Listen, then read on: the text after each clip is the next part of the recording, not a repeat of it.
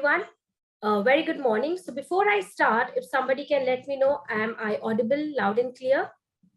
Yeah, of course. Yeah. Thank you. Thank you so much. So hello all, a very good morning. Myself Ekta, and on behalf of the Analytics team and our presenting partner Greenwave Solutions Private Limited and PTC, we welcome you all and thank you for being part of our webinar, Food Processing and Packaging, Navigating the Now. So before we start the webinar, there are a few guidelines that I would like to highlight and make you people aware of. Requesting all the attendees to be on mute when the speakers are taking the session. There would be a Q&A after each session where the attendees can put their specific questions to the respective speaker. The guidelines are you need to raise your hands, unmute yourself on your video and put your question to the concerned speaker. Also, one request to our audiences that whoever has logged in through their gadget, please rename yourself because we will be sharing the feedback form, which helps us to understand about your name and details. So please rename you if you have logged in through your gadgets. So now to start, I would like to introduce our presenting partner, Greenwave. To speak about them, Greenwave is an innovation-driven enterprise focused on smart manufacturing and IIoT solution. Greenwave partners with manufacturers worldwide to enable them in their journey of digitalization, their manufacturing footprints. Greenwave, along with their partner PTC, help clients by creating a roadmap for their digital journey and enable the transition in a step-by-step manner.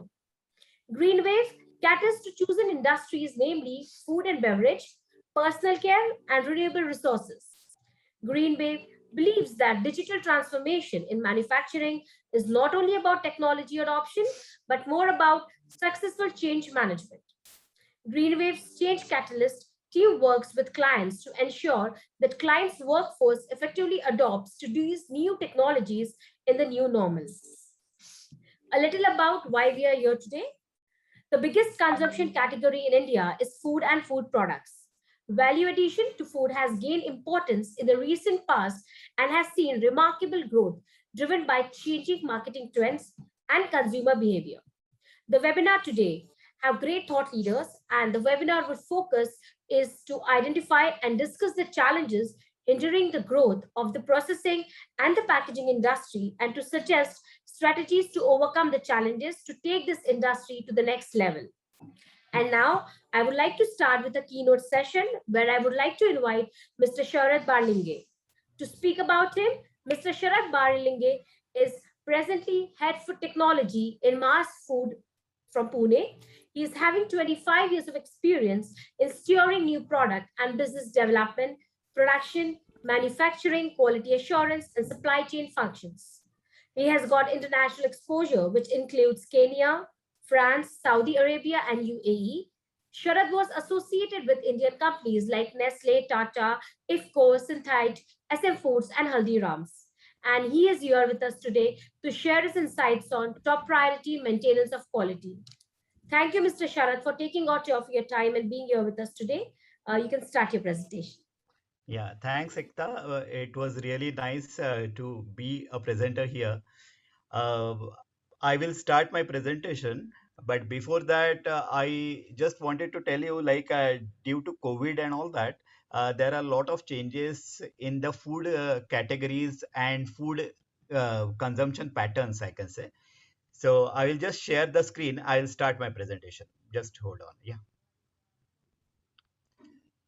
So everybody can see my screen. Yes, Hello. Mr. Sharad. Yes, we can. Yeah, yeah. So my topic from Ekta was basically on the quality. It is maintenance of the quality, and in Mars Foods we are maintaining the quality to the international standards.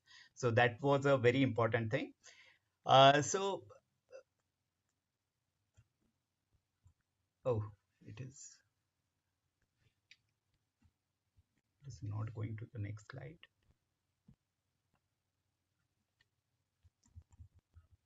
Just hold on. There is some problem in my computer. No problem. You're waiting. Yeah.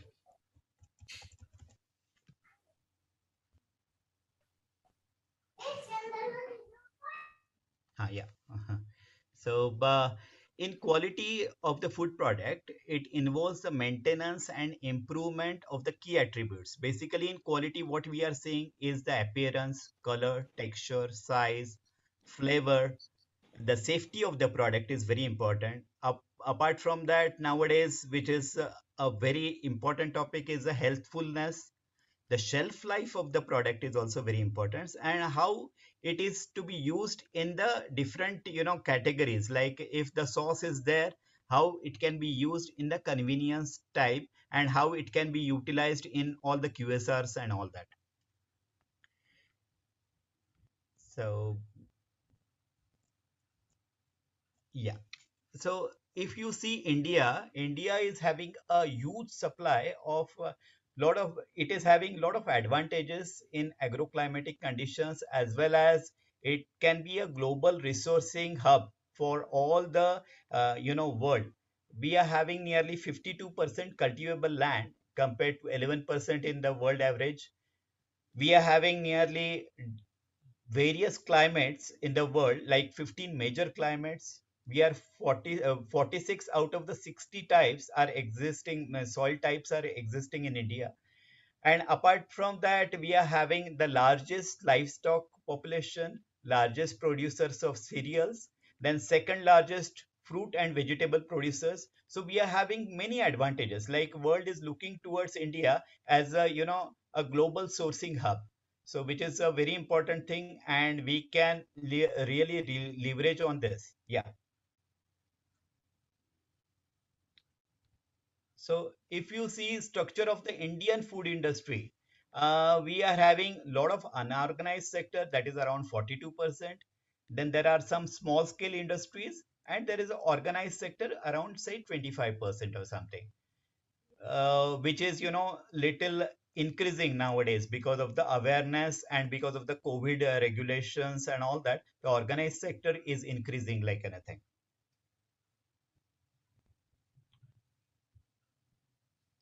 Yeah, and if you see, like there is a lot of urbanization, which a rise of lot of incomes, and there is a increasing spends on the health foods. Like health foods is the important thing nowadays in our company and all that. We are focusing more on the health foods than any other foods, I can say, to give proper health conditions, as well as a clean label or a organic type of foods, which will give a good advantage to the people. And there is an increasing nuclear families. Like you can see, India is a hub for all the IT professionals. So there are lot of nuclear families which don't cook the food at home, and they are having lot of working women and all that. So they wanted a ready meal type of thing. That is also increasing demand drivers, I can say. There is a demand for, of course, the functional foods, and along with that, there is an increasing urbanization and lifestyle aspirations also. So a lot of people are going for a typical retail or a private label type of thing, which will suffice their needs. So if you see Indian scenario, I was just doing the SWOT analysis basically. Like what are our strengths? Like we are having the abundant availability of the raw material, because India is very big, lot of agricultural land, and we are having all the type of raw materials. There is a priority sector status for all the agro processing industries, especially whenever I should say BJP government has come, and lot of they are giving lot of advantages to the agro processing industries, and lot of focus is there. And there is a vast domestic market also. Like India is having means second largest population as compared to, means, in the world, next to China. So we are having a vast domestic market which can be catered by using this health foods, or a typical safe foods, I can say. But apart from that, we are having a lot of weaknesses also. Like there is a low availability of the adequate infrastructural facilities. there is an insufficient supply of supply chain, like especially the cold chain and all that. It's very difficult to transport from one part of India because of the road structure and all that to the other part of the country. There is a high requirement of working capital also, which is killing a lot of people. Then, of course, there is a seasonal variations in the raw materials, and the quality of raw materials sometimes is not as good as the other countries because of the soil changes or because of some kind of uh, you know pr- n- in improper agricultural practices, I can say.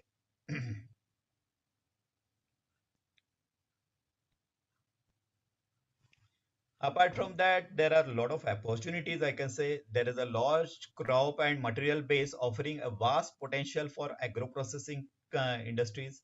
There is a rising income levels, and people are going across a lot of countries like a global hub and all that. And we are getting a lot of good demand of some newer type of products, and there is a favorable demographic profile and changing lifestyles is like the young generation is now more adventurous as well as they are more health conscious. So these kind of things are opening our markets like anything.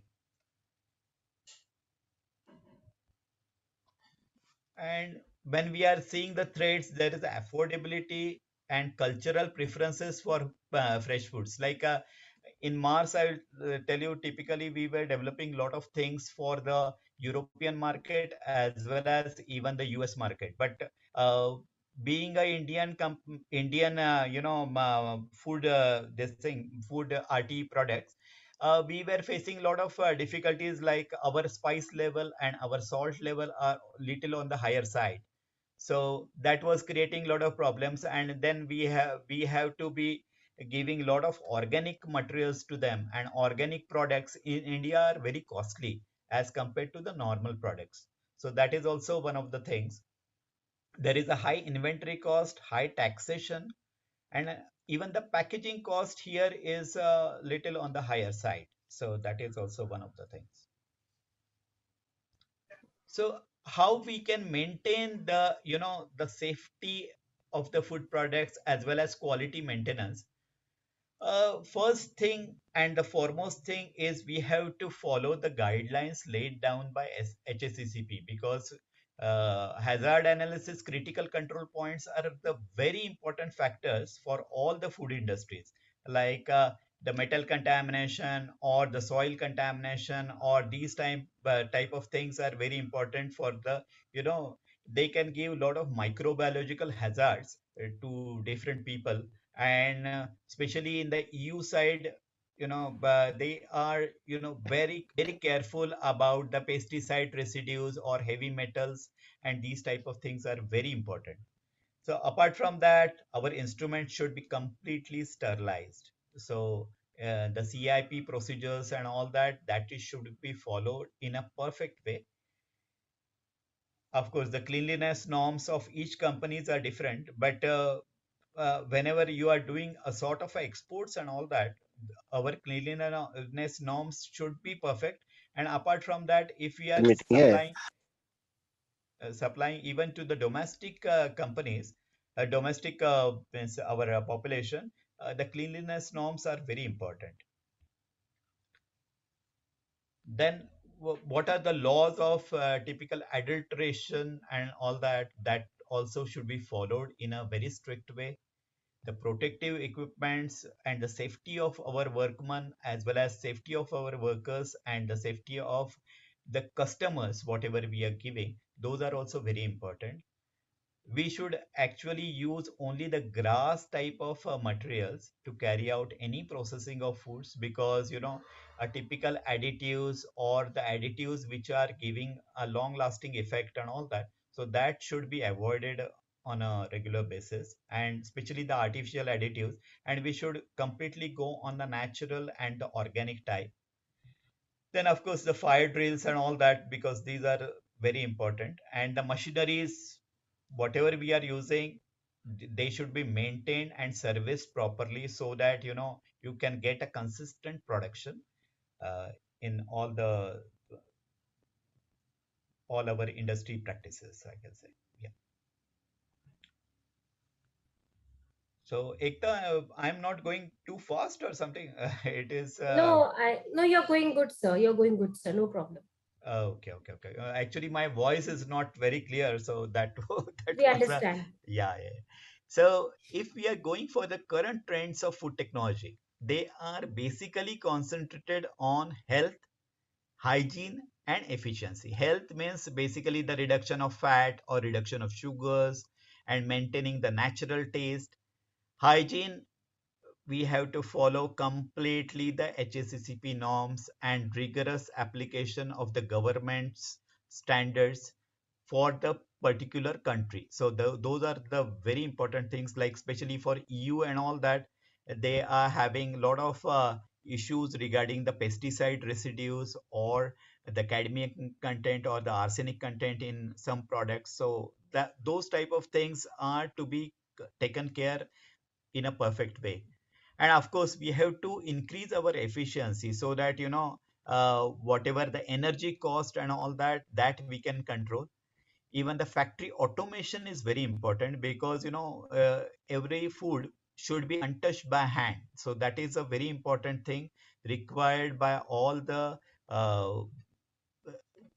the customers outside the world also. And they are whenever they are doing the audit and all that, they are keeping a lot of things, as a NC, like a typical non-conformance on the efficiency part, I can say. And the sustainability, of course, that is also one of the important factors which we have to consider. So if you see top trends of 2021, especially in our country, our company, where we are completely vegetarian and organic type of ingredients, so organic type of products. So we have to, as per this pandemic of COVID, we had to go completely vegan. That's what the direction of the all the food companies should be there. Apart from that, 100% organic. It should be sugar free, less salt, or even less fat, that type of thing. And probiotic foods, basically for the gut health and all that. So because nowadays gut health is also very important, because especially if the kids are becoming obese because of a lot of problems, and the gut health is a very important factor in this. Yeah.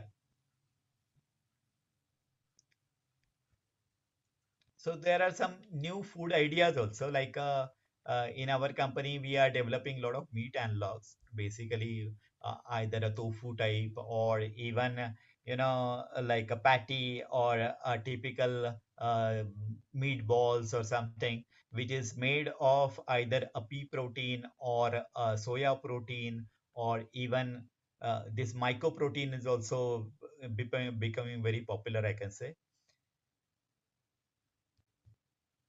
And of course, in the other industry, this is not our industry. Basically, the other industries, we are having even the fortified encapsulated jelly beans, energy bars. Energy bars outside the market is very high, but in India, I have hardly seen the energy bars. So that also is a very important thing. Then fortified breads, like a typical fiber fortification, or even the, you know, uh, a typical fortification of the breads having a lot of encapsulating leavening agents. So that is giving, a good advantage to the uh, bakery industry. Yeah. And yeah, and last but yeah, the most important is of course the digitalization. Like India is a hub for all the IT guys, and we are having so many apps and all that, which gives lot of information regarding the food and what are the choices of food and how we can buy those foods, and what are the Zomato rating or what are the Swiggy rating for this, how we can buy, and what are the customers saying. Like I'll tell you a typical example. Like whenever my daughter orders any food from outside, she will see what is exactly the Zomato rating and what is the customer saying on the product. So on the basis of that, she will decide whether we should buy from there, or will it be safe and all that. So those kind of things are also very important. And of course, digitalization gives improving of shelf life. Food safety also revolves around that technology. So even the software will assure a consistent quality and affordability.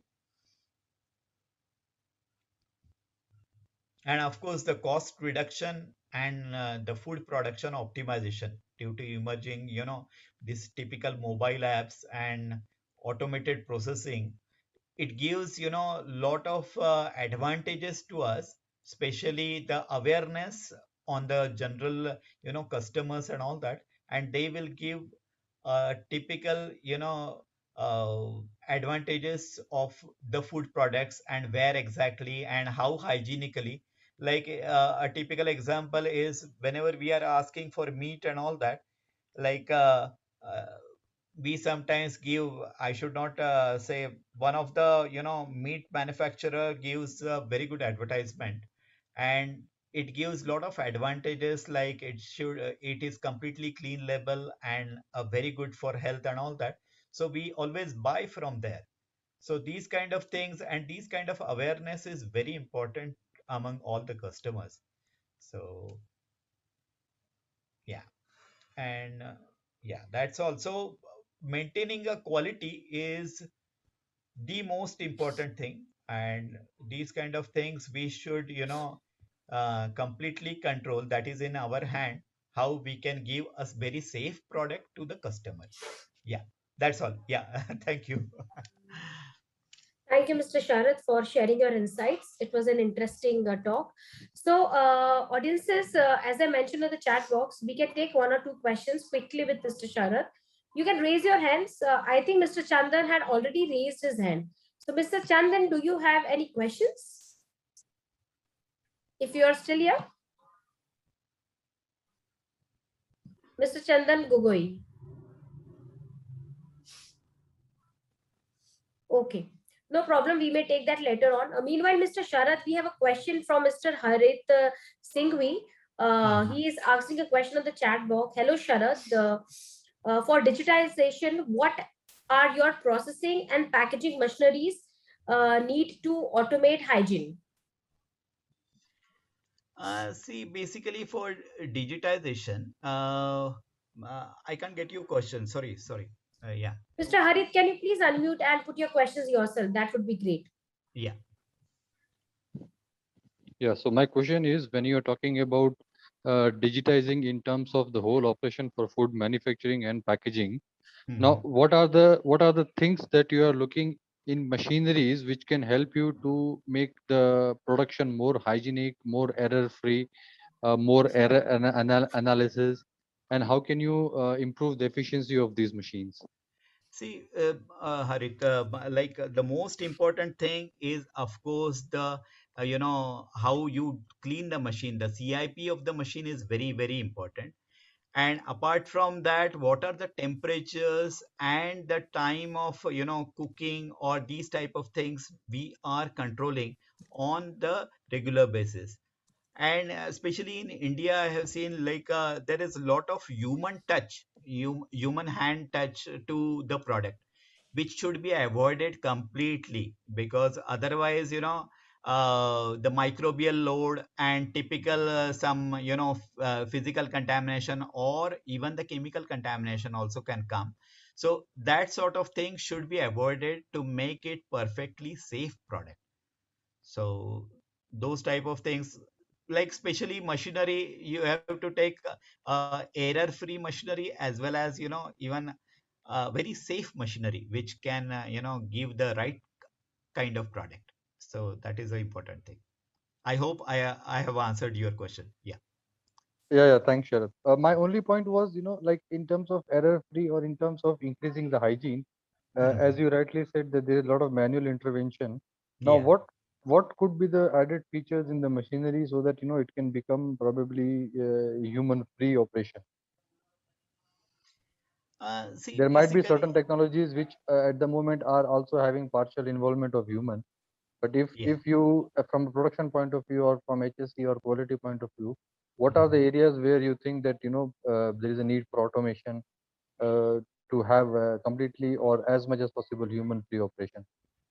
Especially Harit, on the packaging side, means I have seen like people are even whenever even the machines are there, they are doing a lot of manual intervention in that, and they are packing the thing, and after dispatch also there is a lot of manual intervention. They're not keeping the products in a proper temperature and all that. So temperature, and sometimes if it is a frozen product or something, the temperature abuse can create a lot of problems to the final consumer.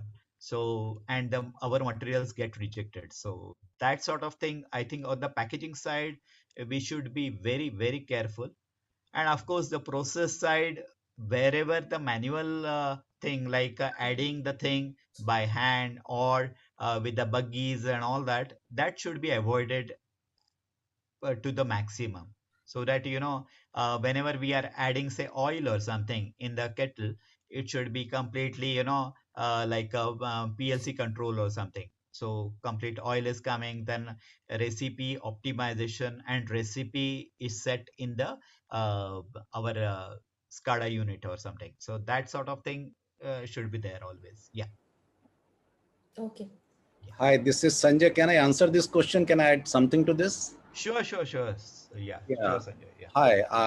I believe that artificial intelligence integration into the whole food processing ecosystem is the need of the hour to have the to get away from the manual intervention, which will increase the skill set of the whole supply chain system. And we at our group are doing this exercise where we are integrating AI and ML into the complete ecosystem, and that is helping a lot, wherein we can have all the dashboards ready, wherein all the stakeholders can see what is happening, what are the errors, what is the efficiency, what is the output ratio, and what is the weight and measure systems are going in. So I think that is very very necessary to integrate the system with AI based technology. Thanks, Ajay. Yeah. Yeah, you supported me. Yeah. So thank you, thank you. Thank you, Mr. Sanjay and Sharath, for answering the question. We have one more question, Mr. Sharath, quickly, and then we move on to the next session. Sure. Dr. Govind, please put your question to Mr. Sharath. Hello, Mr. Sarah. Yeah. Hello, I'm audible? Hi. Hi, Dr. Govind. Yeah. Hello. Yeah, tell me. I am from Anand Agriculture University, Gujarat. I am Uh-huh. working as assistant professor in College of Technology. I want to ask one question to you. What are the different vegan products on which you are working? See, basically, the vegan product, whatever we are working, are mostly on the meat analog side, like a typical patties, or the tofu type or the tempeh type. So those are the things which we are working, and uh, you Which know, material you are choosing? it is basically on the pea and the soya. Okay, as a protein source, pea and soya Yeah, only. yeah, pea and soya Singly or only. in combination? No, in combination mostly. Yeah. Like Okay, pea any proteins are other protein? typically costly, so Uh, we are making a combination of pea as well as soya. And soya, that is also deodorized type of thing, so that is very important for us. Yeah. okay, Yeah. okay, thank you. Thanks, Dr. Govind. Yeah. Okay, Sharath, I think a lot of questions coming in. I think we Yeah. can take this one, and rest of the questions, Mr. Sharath is here for more 15 minutes. Audiences, you can put your questions in the chat box, and Sharath will be happy to take it from there. Yeah, Right? So thanks. Dr. Thanks. T.N. Gandhi has raised his hand. I would ask him to put a question quickly. Oh, thank you. Myself, Dr. D.N. Gandhi. I am a retired scientist, principal scientist from NDA Karnal. Well, it's a very nice presentation by Mr. Sharad. Is it audible? No? Yeah, of course, Hello? of course. Yeah. Yeah. Dr. Khan. So just in one of these slides, you indicated that we should have new product introduction should be there idea. So just one product that we standardize, that is the whey-based probiotic products, where whey is fermented with the probiotic culture, and it Correct. gets fermented and become lactic acid and add sugar and flavor. It become a very palatable probiotic drink. I wish that such product should also be tried and should be introduced also, because these are very cheap and a common man product, and everybody can, just like a lassi it will be, and it is a nice product will be there. So just but it is a submission for me. Thank you. Sure, Dr. Gandhi. Um, um, like if you can give your address and all that, I will definitely contact you from the company itself, because we are Right, working certainly. on the probiotic products. Yeah, long, Uh, but since a lot of experience is there. So we will certainly we can give you information. yeah, definitely we can try. Yeah, definitely Right. we can try. So nice of you. Thank you. Yeah, thanks. Okay. Thanks, Dr. Thank Gandhi. you, Dr. D.N. Gandhi, and thank you, Mr. Sharath, for taking all the questions quickly. Still, any questions from the audience, please put in the chat box, and Sharath will be happy to answer them there. Yeah, and thank you once again. So now, Thanks. moving on to our next keynote session, I would like to invite Mr. Arup Chakraborty to speak about him. He's a technology evangelist and entrepreneur. Arup runs Greenwave Solutions, an innovation-driven enterprise focused on IIoT and smart manufacturing solutions. Arup is associated with multiple technology and management institutes also as a guest lecturer.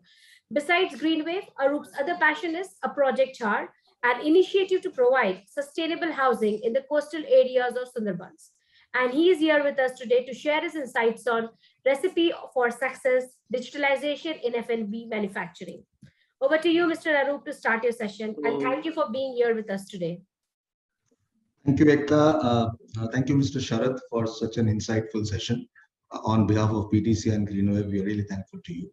And warm welcome to all the participants and all my fellow speakers and panelists to this particular session.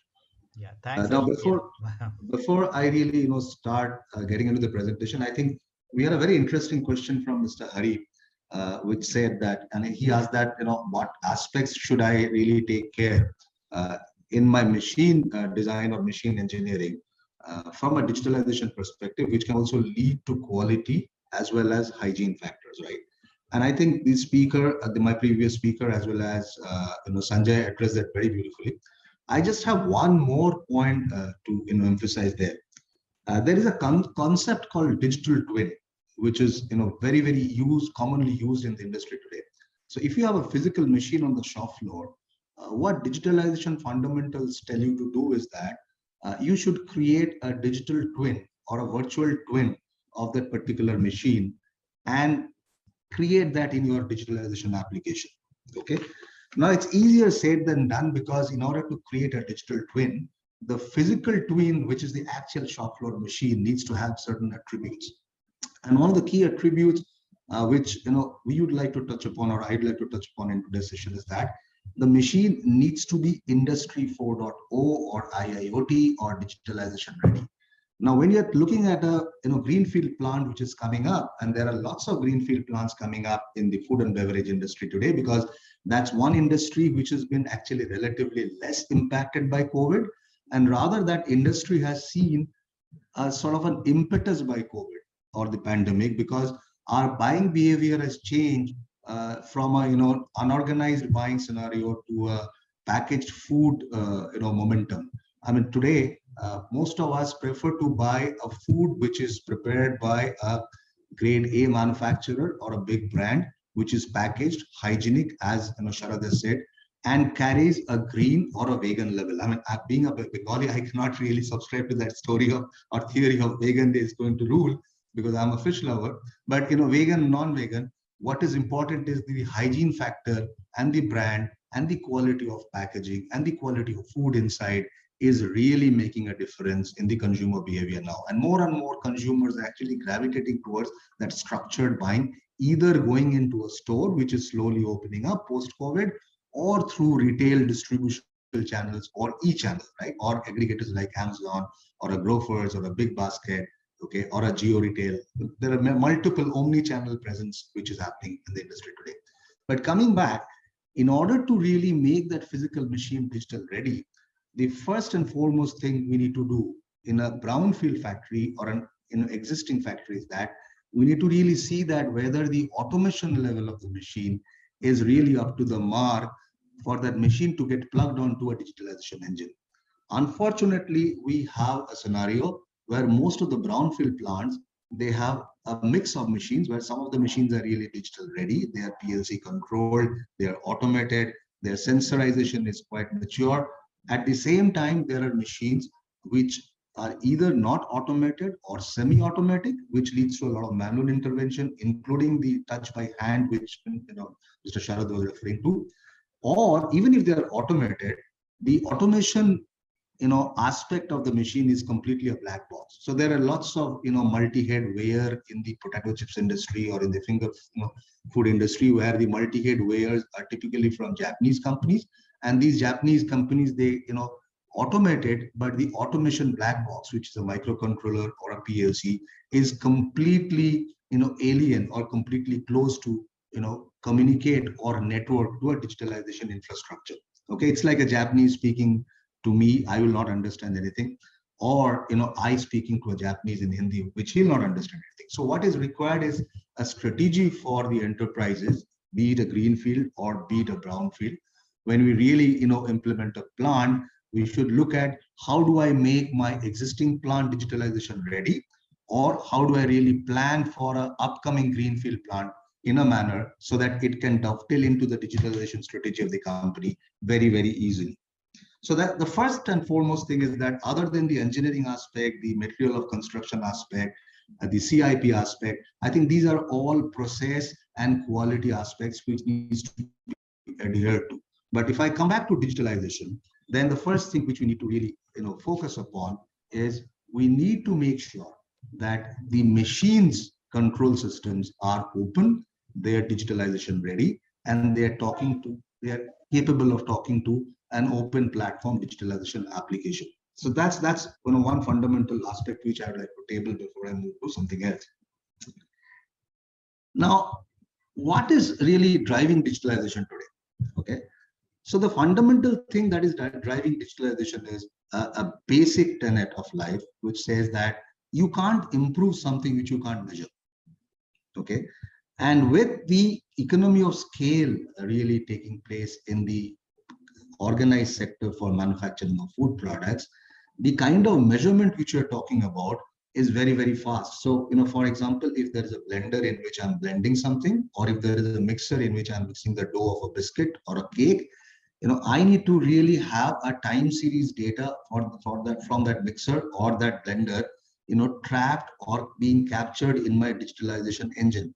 And when I say a time series data, perhaps from a process perspective, to analyze the difference between a current batch which is running in that blender and a golden batch, which is my reference standard, I need to capture that data at millisecond or a second level, or at least a minute level. Now, it is humanly impossible for us to capture the data at a minute level or a second level. Okay, what we can capture, maybe if the machine has gone down, if a machine has had an unscheduled stop, I can actually log the stop time and the restart time and what has happened in between. But for high-speed time series data, it is impossible for us to capture.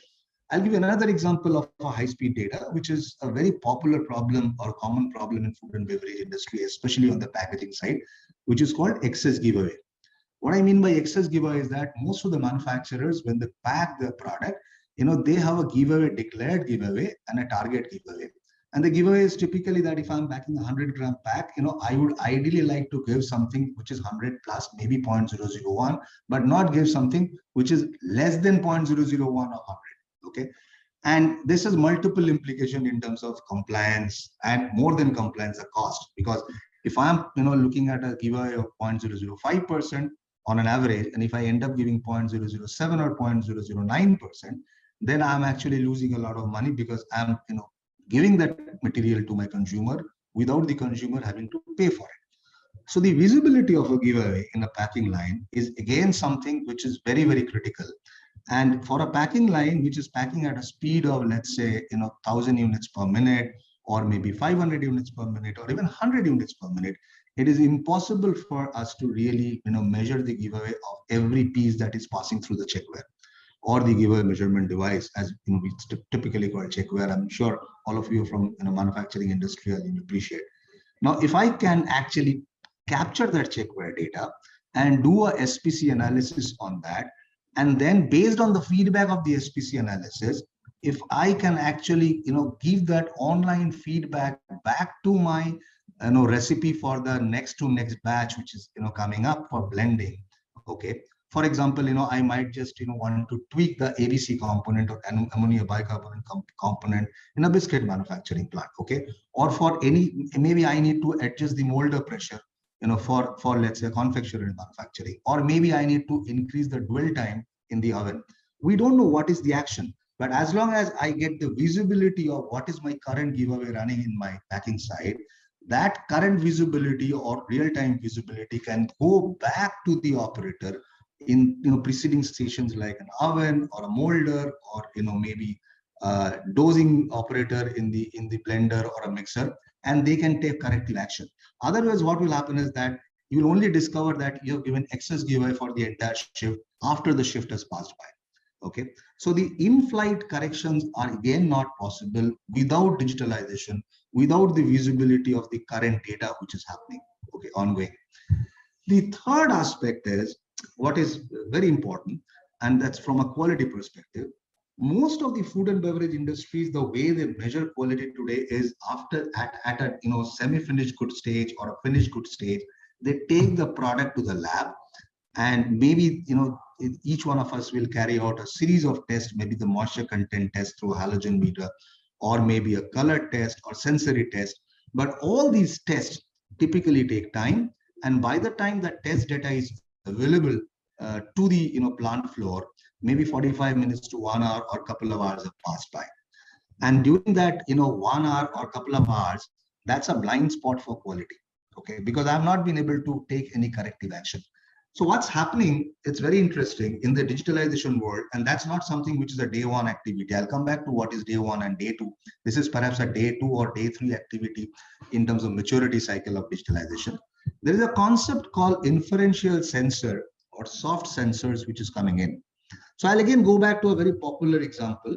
I was told by one of my clients who are leading manufacturers of biscuits that the moisture content at the exit point of an oven for a biscuit actually determines the shelf life of the biscuit. This is something which was told to us as a problem statement, and they said that typically what we do is that every 1 hour we take some samples from the cooling conveyor of the biscuit plant and take it to the lab, and then measure what is the moisture content, and then based on that we take certain actions. Now what if we can create an algorithm, okay, or machine learning based algorithm where we take all the data from the oven, we take all the recipe data which has gone into the blending or the mixing, we take all the transit time data, and we also take the incoming quality data for all the flour, sugar, inverted sugar syrup, okay, refined palm oil which has gone into the biscuit making, including the minor ingredients. And if the model is capable of crunching that data almost real time or near real time, and then can give me a prediction that if this has been the existing conditions or prevailing conditions in the downstream or upstream line assets of the line, this is what you are looking at as a target or as an actual moisture content in the biscuit which is coming out of the oven. Okay, now what we typically do is that we take all the existing data from the plant which is today manually logged, maybe collect thousands of such data, or in a second scenario we automate and collect that data and use 80% of data to create and teach the model, and 20% of the data to validate the model. That means if I've got 80 samples, I will teach the model with 80 samples, and after I've created the model, I will actually use the balanced 20 samples for an input to be given to the model and check the output and compare that with the existing data for those 20 sets. If the accuracy or R factor for that particular model is fairly high, then I can deploy this in the production scenario. And if I deploy this in a production scenario with an accuracy factor of, let's say, 85 to 95%, that's the kind of band which we look at, then what is available to me is I have that blind spot of 2 hours or a couple of hours completely reduced or eliminated to 15 minutes in terms of in-flight quality corrections or in-flight process corrections. So 3 examples which I really talked about. So one is that we need to really have maturity in the machine for those machines to have good sensors and good control system, which will not only control the functions of the machine, but will also be able to throw up the data, which is the real hidden asset within the machine, to an application in an open environment, in an industrial Ethernet-based environment, in an OPC-based environment, so that an open system application like PTC ThingWorks can ingest that data and can create dashboards. Like Sanjay said, they have a real-time dashboard. So this is what we call capture, wrap, and present. I would go one step backward. I would say automate and sensors, automation and sensors, network and capture, then contextualize with the business KPIs and present in a dashboard. Now, this is typically phase 1, phase 2 for any manufacturing enterprise, especially in food and beverage. What is phase 3 is what I talked about, which is predictive analytics, where we really delve into the realm of ML and AI. And there we start with use cases like a soft sensor or a predictive sensor or an inferential sensor on a quality perspective. We also have use cases like what is a golden batch and how do I really predict anomalies in my current batch with respect to the golden batch. Okay. Then there is a very common use case, the most common denominator in terms of electrical asset in any plant would be a motor, right? Now, how do I really predict a motor fault, before the motor actually trips? So that fault prediction can start with as basic as activity-based monitoring, okay, and capturing the data and giving automatic maintenance alert to my maintenance team, and then graduating slowly to predictive alerts depending on the past failure patterns of the motor. Now, not only do we do that, we also graduate when we have a lot of data to something called an intelligent or smart downtime analysis. So all of us are really crippled with downtime, and every maintenance manager's KPI today is that I need to reduce my unscheduled downtime.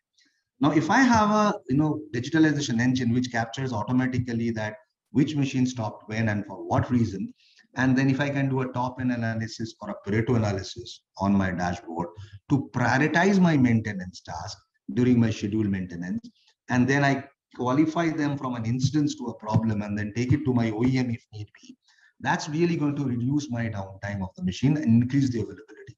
Coupled with that, if I have the performance data, I can actually optimize or increase the throughput. And everything has to have a cornerstone or really a solid eye on quality. Because at the end of the day, if my quality is not right, as Mr. Sharad has said, everything falls flat. Because my brand is known by the quality it caters to the market, or it moves to the market. So this is in a whole, I think from a digitalization perspective, what we're looking at today. So automate, capture, wrap, and present, and then analyze and predict. That's the journey. Digital twins are here to stay. And I'm very happy that today we have a gathering of all food and beverage specialists in the panel. And food and beverage has been an early adopter of digitalization, primarily because of, other than the drivers which I talked about, which is increase in throughput, availability, quality, cost reduction. There is also one very significant aspect of traceability and compliance and food safety. So while food safety has a lot of engineering aspect, there's a compliance aspect of traceability. So if I have a problem in one of the batch or a market problem being reported, I should be able to completely go back to the source of that particular product, which could be as rudimentary as the supplier and the lot and the incoming QA for that particular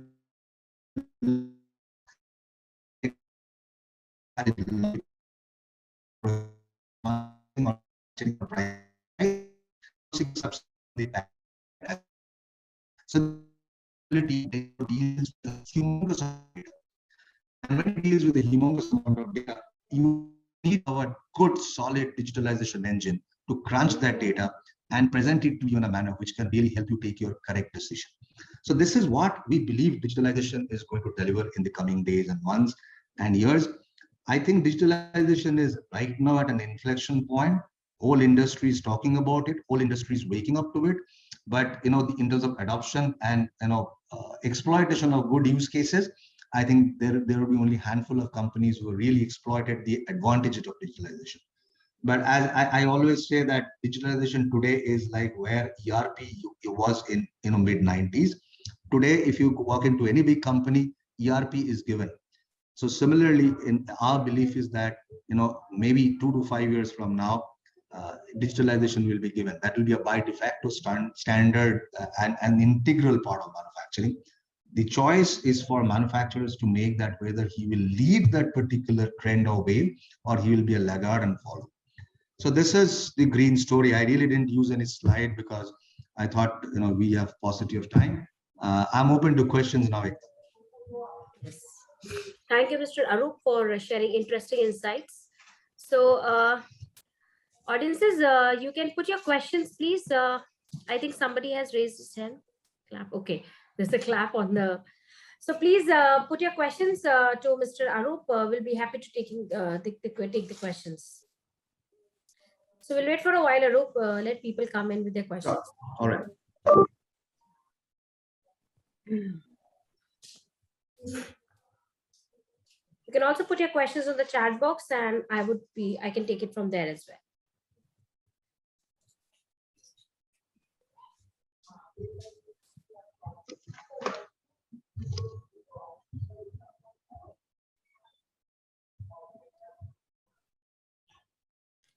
So I think, Arup, right now the audience might not be having the questions, but maybe in the panel there might be a lot of questions coming in.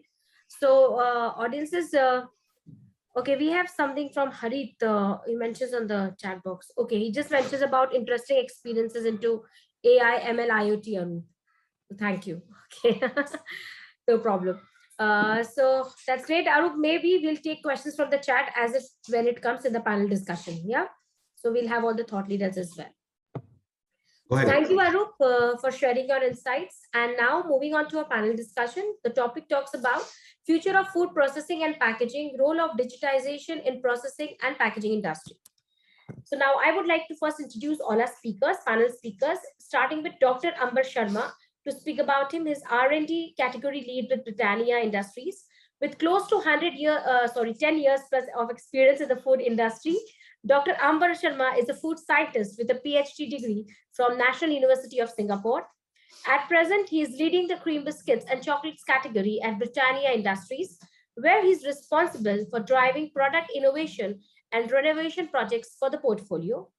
We have Mr. Alok Pawar, Head Quality-Foods, a food technologist by education and have worked extensively in frozen food over the last 12 years, currently associated with Foods as a QA head, a certified lead auditor for various global food standards such as BRC, FCC, FSSC 22K, ISO, US FDA, PCQI.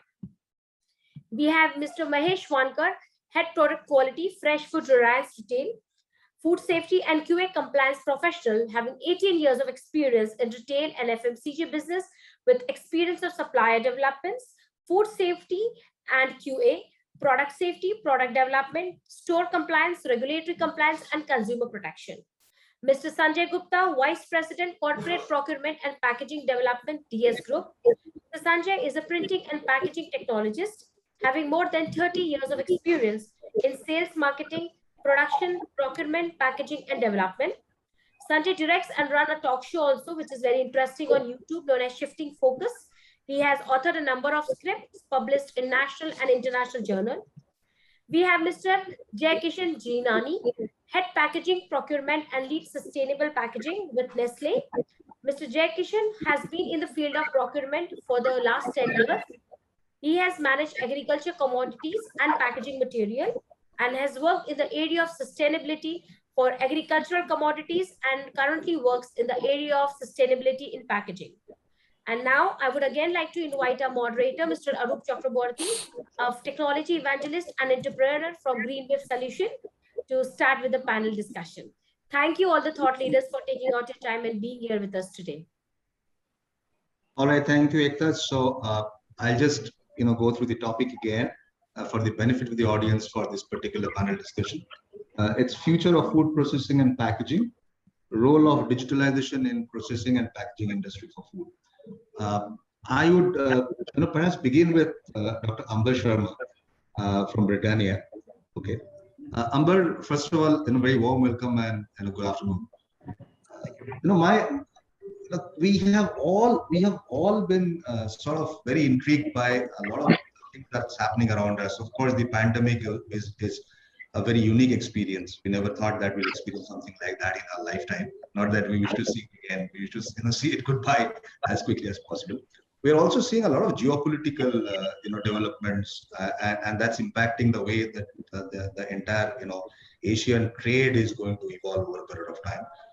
Government policies are reacting very aggressively at times, keeping in mind the short term and the long term balancing. Now, given all this backdrop, what do you see as the changing consumer behavior when it comes to food and beverage in the industry per se? What's the top trends that you are looking at?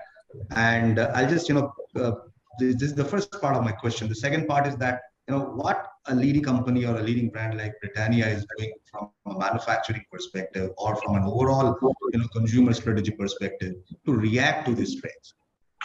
Over to you. Sure. I think, so I'll take it in two parts, as you said. Overall, if we look at the impact of COVID in the food industry, and probably more specifically in the snacking industry, COVID, I believe, has merely been a catalyst for a lot of changes we're seeing today, whether it's the higher demand for health foods, e-commerce, etc. I feel those changes were happening pre-COVID as well, but the rate of change was much slower, and hence COVID has in many ways sort of precipitated some of those shifts.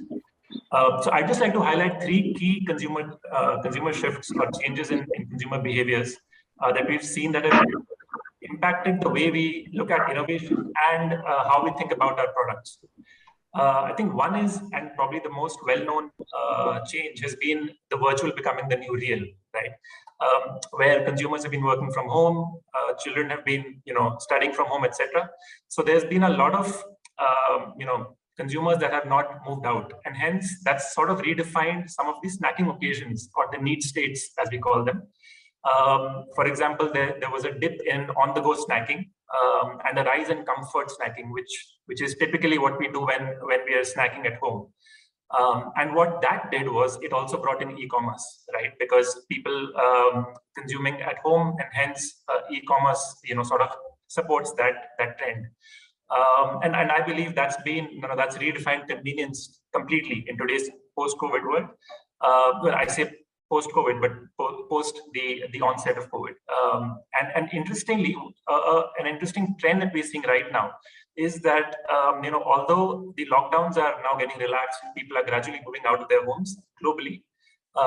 Global consumers have sort of shifted to offline stores, whereas we're still seeing Indian consumers largely, to a large section of population, still continuing to do their shopping online. So maybe there's a trend which we're seeing is here to stay for the longer term. Only time will tell, I guess, but maybe there's something for the food industry to think about in India. The second major trend I'd like to just touch upon is the openness of consumers to try new products or brands in the COVID period. And I think that's primarily because of a shift in priority of why consumers are picking certain brands. And if you look at it today, consumers are going for purpose-driven brands, quality of goods, and value for money products. And if the product doesn't meet these criteria, they're happy to move to other products or brands. So that shift has been quite significant as well. And thirdly, and possibly the most recent change that we're seeing is the change in segmentation of consumer behavior due to vaccination status. And that's quite interesting because today we have groups of consumers that are completely vaccinated, partially vaccinated, and not vaccinated. And hence, in all these three groups, we're seeing a very different intent to spend. And possibly that's because of the worries of stepping out of home, eating outside, etc. And that's possibly an interesting trend which will also be here for another short to mid term, if not the long term.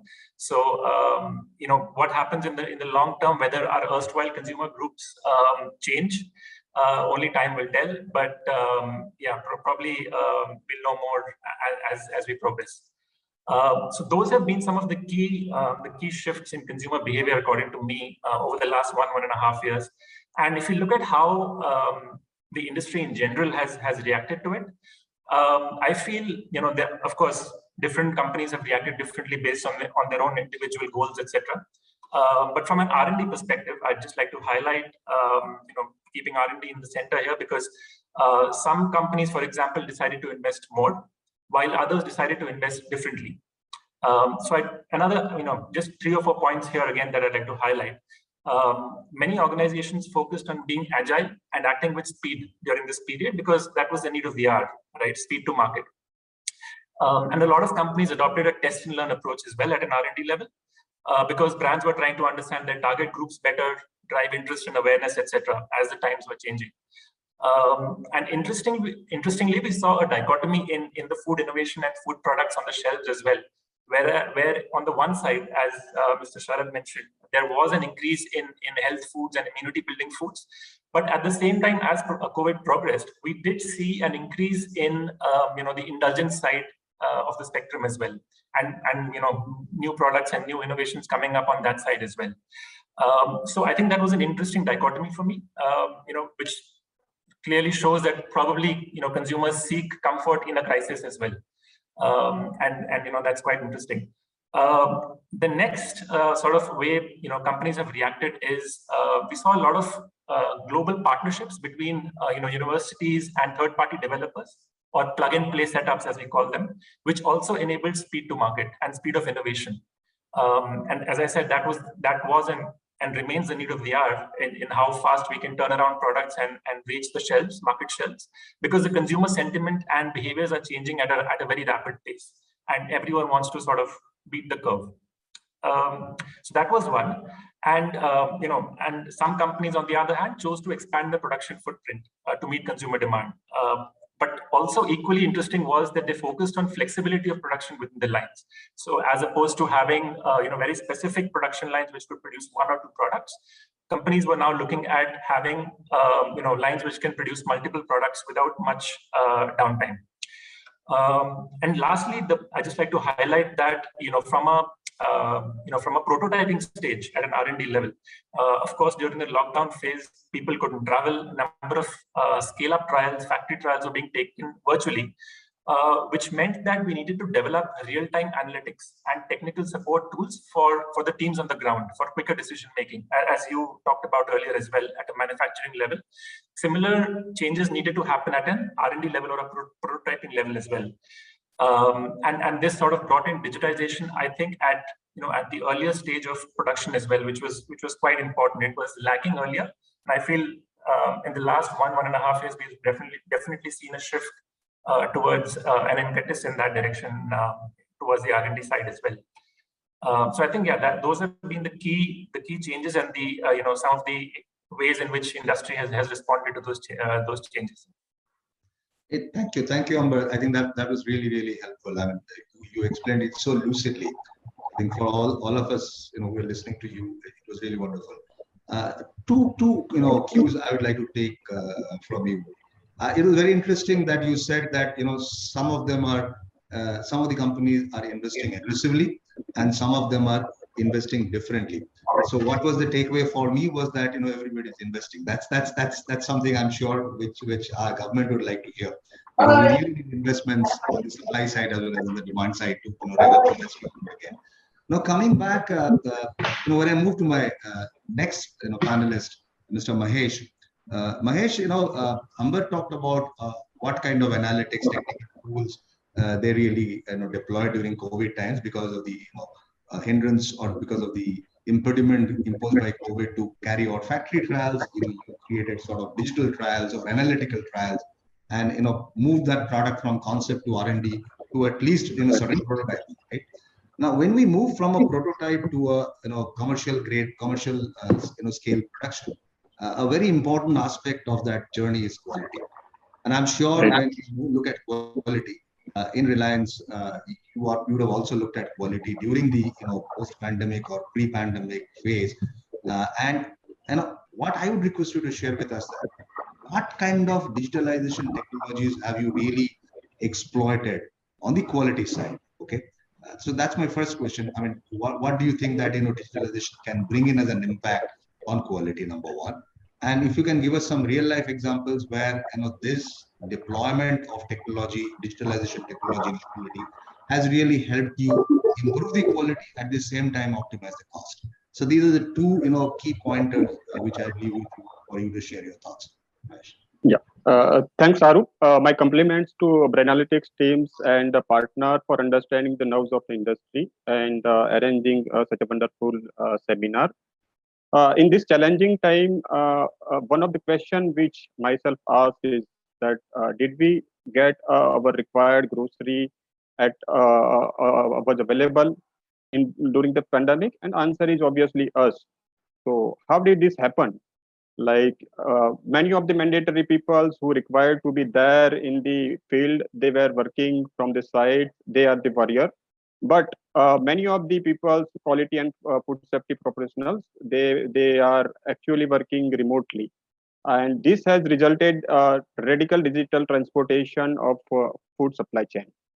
During this lockdown, thousands of food safety and quality professionals were working from home, and they were trying to ensure the quality and food safety of the products in their respective businesses, whether it is a manufacturing, distribution, or retailer, or and they are trying to ensure that the safe and healthy food reaches to the customer. So this include basically onboarding of the supplier and that digitized food safety audits, specifications review, test report reviews, temperature monitoring, handling of the customer complaints, digitized product labeling, blockchain monitoring, analysis of the certain data, as Amber has touched upon, the arrival quality checks, processing parameters, online checking data, and final FG finished good clearance. So this is how digitization helping in the entire value chain of the food processing industry. First thing, second thing, which is the this was the more of the related to documentation or process related. Second thing is the product quality, how to measure the product quality through digitization. So to answer your second question, Arup,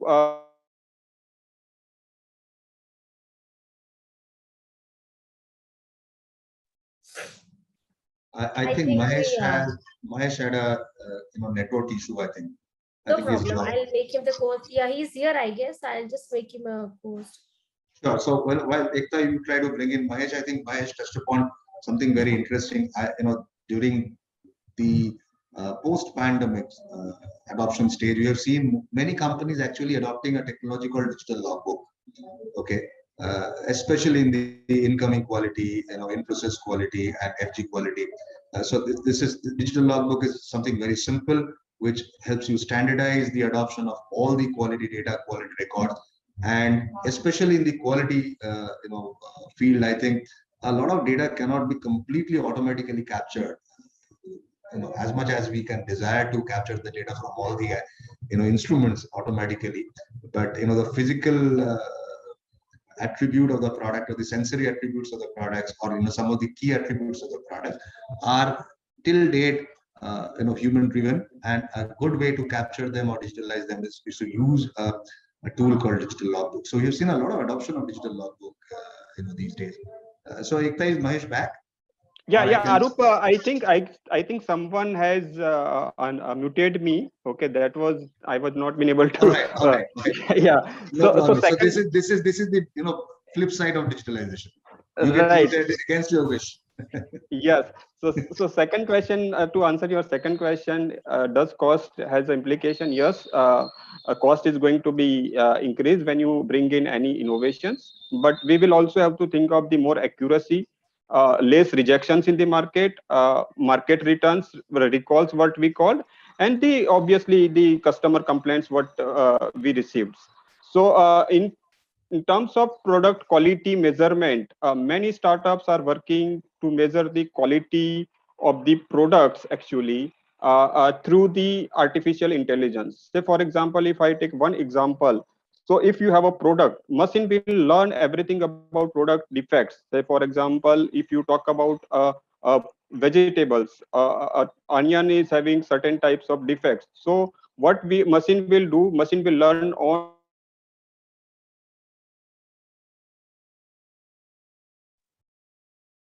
Ekta, can you please ensure that someone is not muting Mahesh because he was touching upon a very interesting point. No, he has not been muted. I guess there is a connectivity issue that comes All in, right. and that's Okay. why now Okay. So he's there. I'm adding him in the spotlight. all right. So Mahesh, you're welcome. I mean, you're back. So you are. Yeah, You so were, I you think I am brought up getting the point. regular message of you have been unmuted. Okay. Okay, no issue, no issue. Unmuted. I unmuted you because Okay. somebody, yeah, you got muted by mistake by yourself. So I unmuted you. No problem, Okay. Mr. Mahesh. Mahesh, Continue. carry on. Yeah, so there is a I was just touching a point where you can measure the product quality through artificial intelligence. I was giving an example where you have, say, for example, vegetables, and you have onions, and you want to check the quality of onion. There are certain defects which is there in the onion. Okay, so what machine does is they learn the whatever defects which is there in the any product, machine will learn it, and when you take a picture of that particular product as and when required, machine will tell you what kind of defects which is there in that particular product. I guess there's a little bit of a problem. My sincere apologies to the audience for this. Mahesh, you're back. Yes, there Mahesh, is you're a still problem. muted. Yeah, the network issue actually. Yeah, the connectivity. Mahesh, you are still muted. Yeah. So basically you can then check the quality of the any products through artificial intelligence. uh, uh, uh, uh, Basically this machine will learn the whatever defects which is there, right? And then when you take a picture of that particular product, it will give you what kind of defect is there, which percentage of the defects which is available, and then you can have an analysis of that particular defects also. So the way which we are working right now has led to the change in the scenario, the way we are doing our work, and this is digitization is going to play a major role in the quality and food safety aspects. Yeah, Arup. All right. So thank you so much, Mahesh. I think you brought in a very interesting aspect of image processing and how digitalization is or artificial intelligence is really helping a lot in image processing, and giving us an automated tool to reject out of spec product without somebody has to painstakingly manually taking each piece or rejecting product on sample basis. So that's a very interesting point. Now moving to Sanjay. Sanjay, we hear a lot about packaging economy these days. Okay, so I mean, in spite of being from the industry, packaging economy continues to be a sort of a big question mark for me. That what exactly is packaging economy and how companies or enterprises, especially in the food and beverage segment, are adopting or driving packaging economy. And I think in your company you have a diverse portfolio of products, right from beverages to spices, to dairy products. So your packaging would be very diverse. I mean, you have multiple packaging lines, I'm sure, in multiple plants and shops. So if you can define packaging economy for the benefit of the audience first, and then we will also like to understand from you that what are you doing today to really balance between cost and quality on the packaging side. Okay, because I continue to hear that every 0.5 paise, 0.1 paise, or 10 paise, 5 paise I save on each packet is humongous amount of money. But at the same time, quality packaging has a lot of contribution in terms of the shelf life of the product or the freshness of the product being retained and health and safety standards. So if Sanjay, if you can just touch upon these two things and enlighten our audience. Yeah, hi. Good afternoon to all participants. And I hope all are safe and sound and wish a good health in this challenging time also.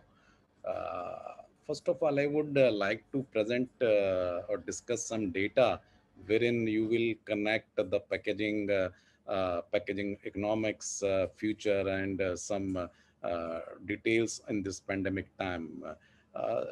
So if we see the Indian food and grocery market, it is the sixth largest economy in this sector in the world. And it is around 32% of our country's total food market, which is around 263 USD dollar as of now. which is expected to double in next 4 or 5 years. But at the same time, if we see the demand gap analysis, I'm discussing these points so that I can, you will be able to connect the dots very well. Then if we say Indians food processing level, these are still less than 10% as compared to the Western countries, or even China, which is around 30% in China, and 50-60% in Western countries. So now I will talk about something about, so you can see that there is a wide gap uh, in the food processing industries, what we are doing right now, and what is the future.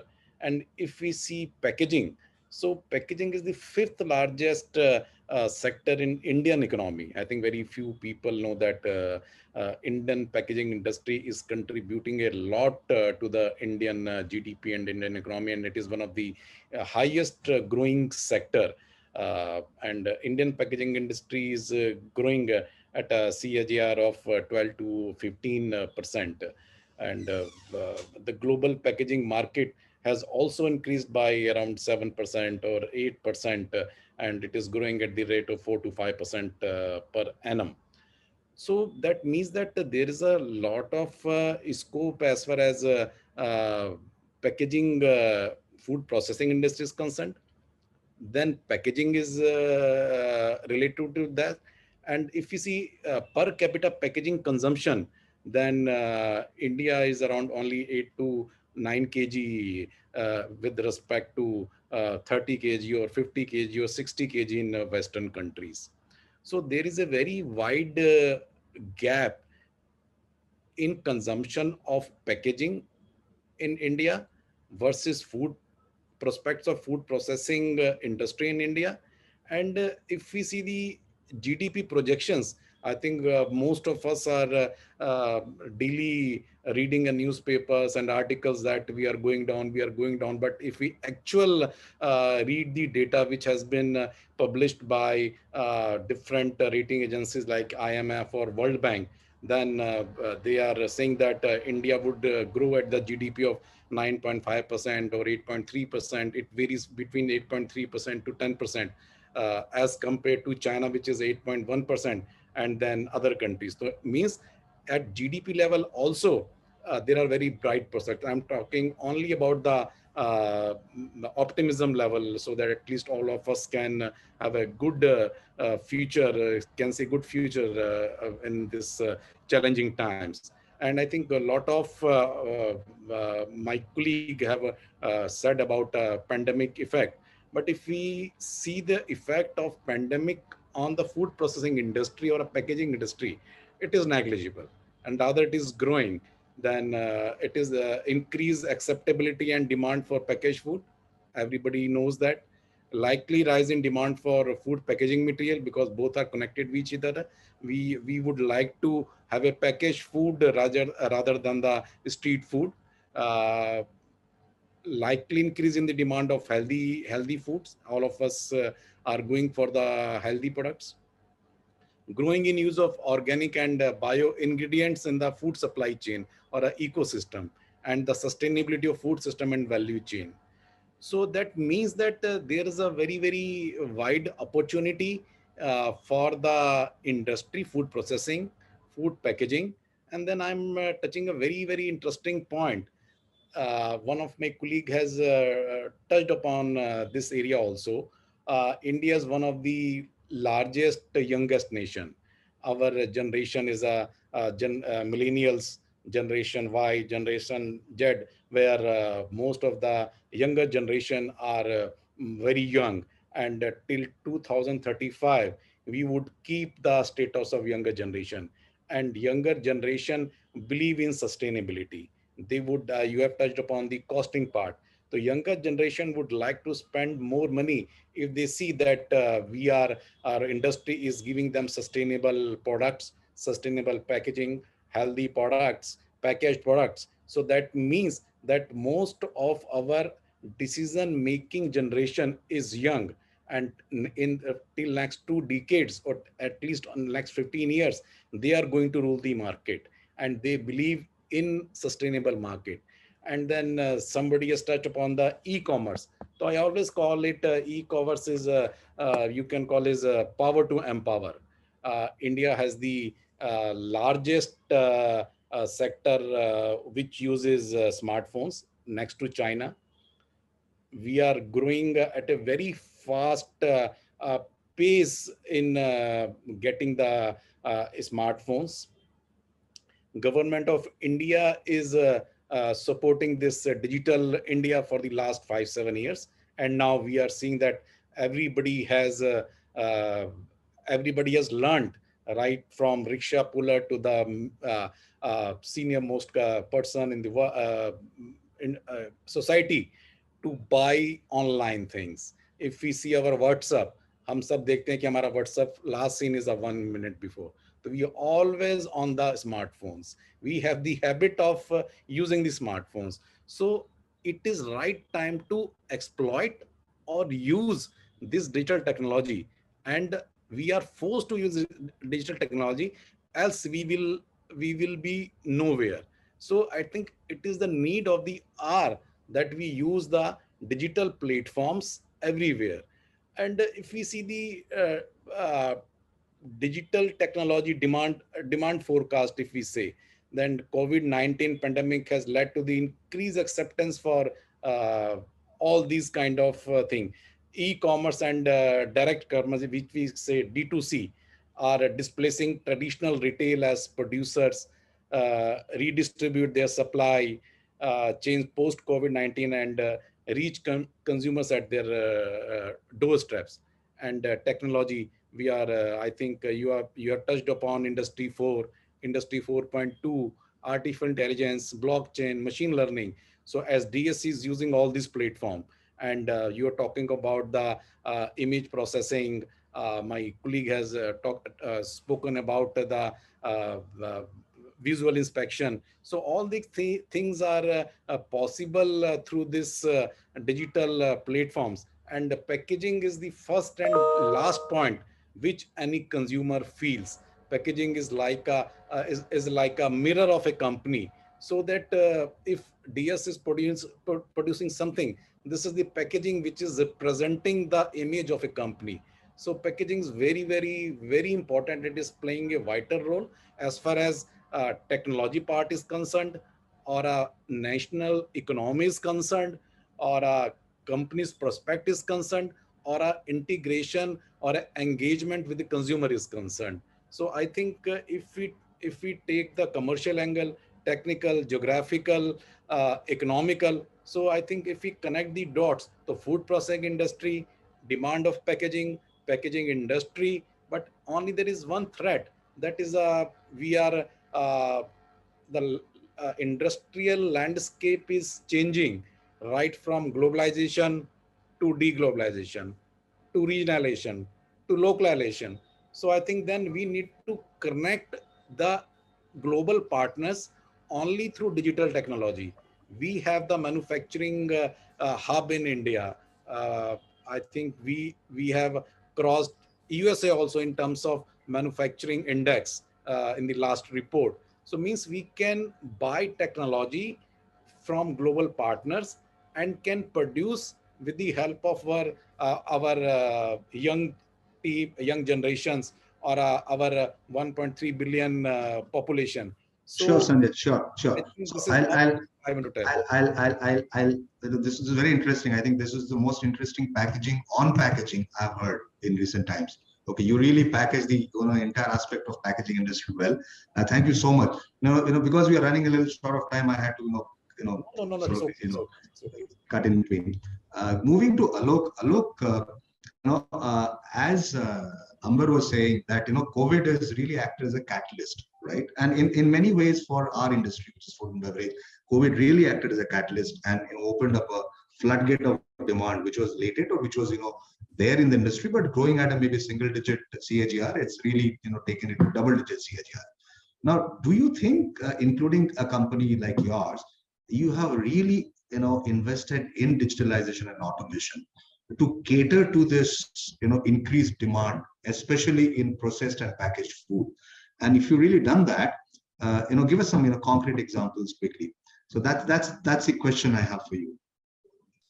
Right.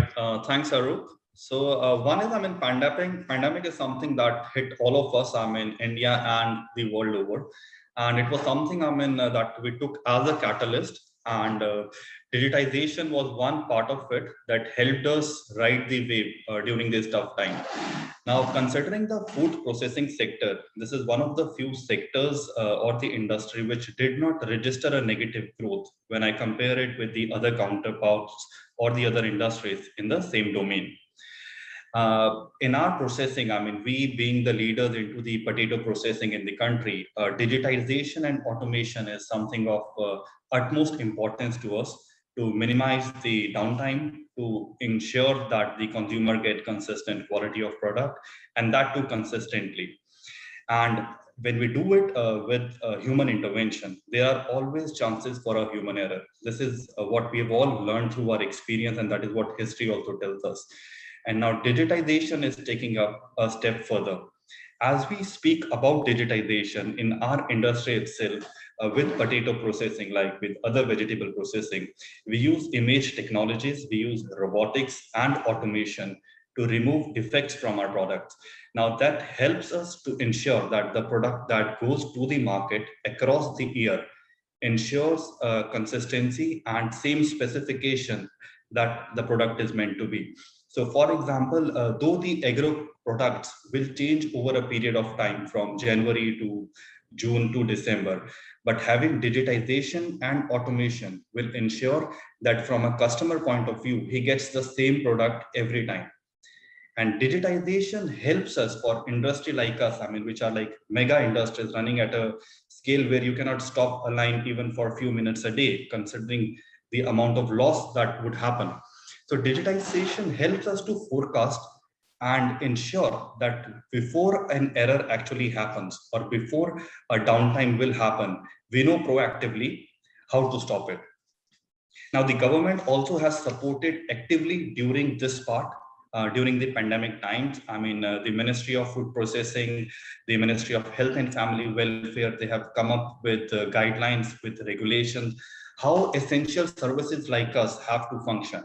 And now that has changed entirely from how we were functioning before, in ensuring we contain the spread of the virus and ensuring that the food that goes into the market is safe. I can cite a few examples on what the government has done. The government has set up a DGFT help desk from the Director General of Foreign Trade to help in the export or import issues. The container detention charges have been waived off for a period of time from the Ministry of Shipping. That has also helped the industry during this time. Great, Alok. So I think it's good to know that at Hyphan you are really exploiting the potential of digitalization. And I went to your website this morning. You have a very interesting concept called seed to shelf, which is really the emerging trend. From the farm to the consumer, that's the spread of digitalization what people are talking about.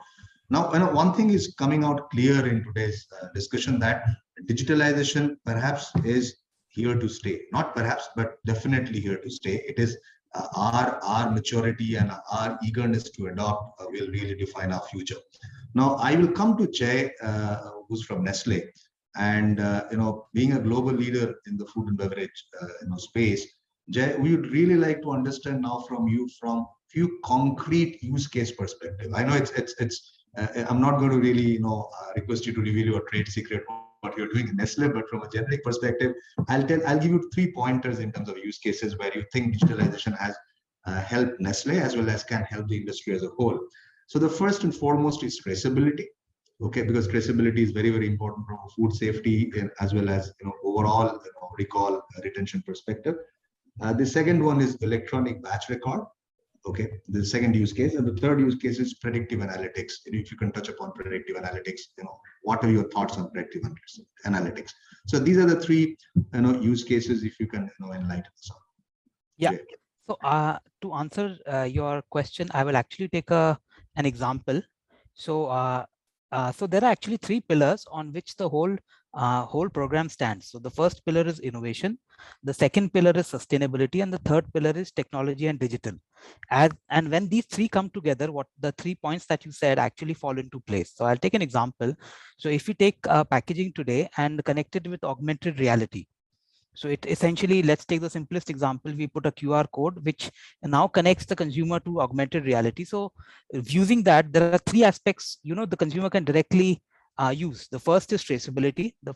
We can have three sub parts where the consumer can go and see exactly from where this product has been made, what kind of ingredients are put in. The second is, how do you support the consumer in the journey of actually making the product? So the consumer can actually see recipes and live videos where people are using augmented reality, that somebody is actually explaining to them how to use this product that we are selling to them and make solutions out of it.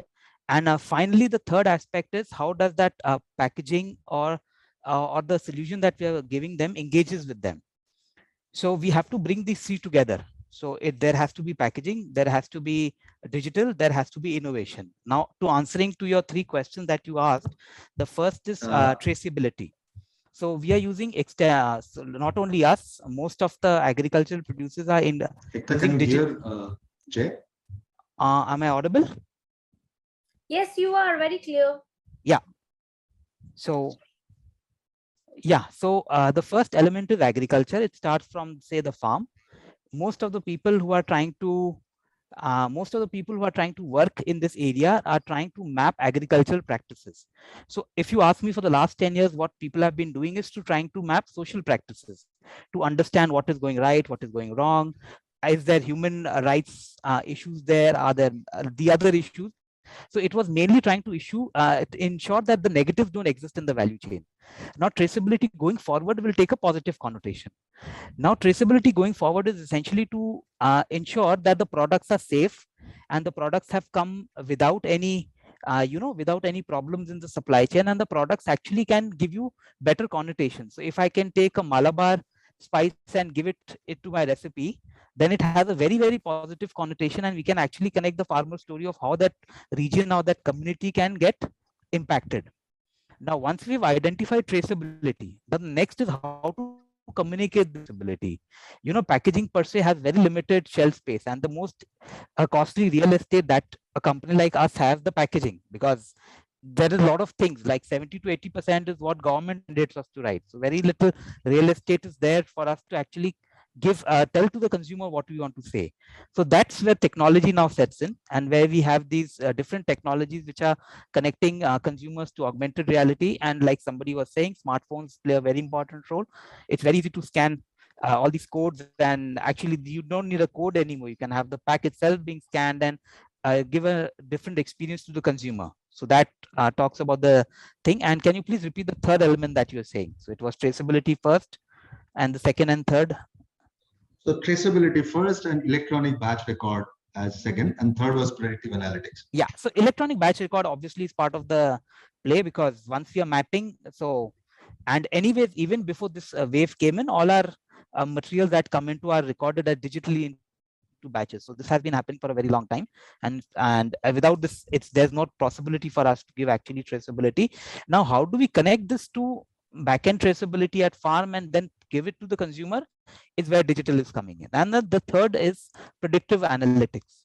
Now, predictive analytics still historically have been used in sales functions and supply chain functions to predict demand. So we have not used this too much into predicting two levels. First is predicting where the product will fail. Today, I'll give you an example. If you put a product in the market, so once it leaves your warehouses, there's very little control you have. So if some product is actually going in the shelf and expiring, going on the shelf, and the product is behaving very differently in different areas and different storage conditions, we don't have much traceability.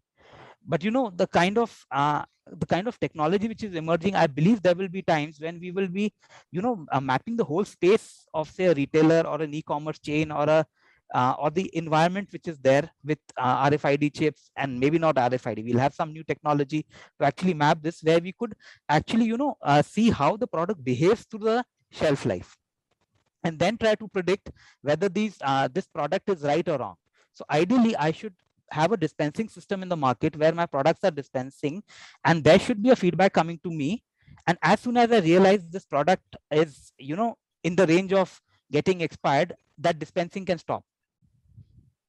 So this solutions don't exist today, but probably 10 years from now or 5 years from now, we'll have these solutions in the market. Predictive analytics also can be used in the back end in the way of agricultural supply chains. So how much, and people have tried using it, but till even now, humans have this habit of using gut feeling, and they don't want to move away from that, of how you move away from, what you think is right to what data is telling you is right. So the more we implement analytics in the back end in our value chains in perspective of agricultural commodities and how we bring it, it's still not there. So if you ask me, we have to move from sales and supply chain forecasting into actually predictively forecasting how the product has come in, how it will move, and till when it lasts. It doesn't exist. It takes 10 years to come in.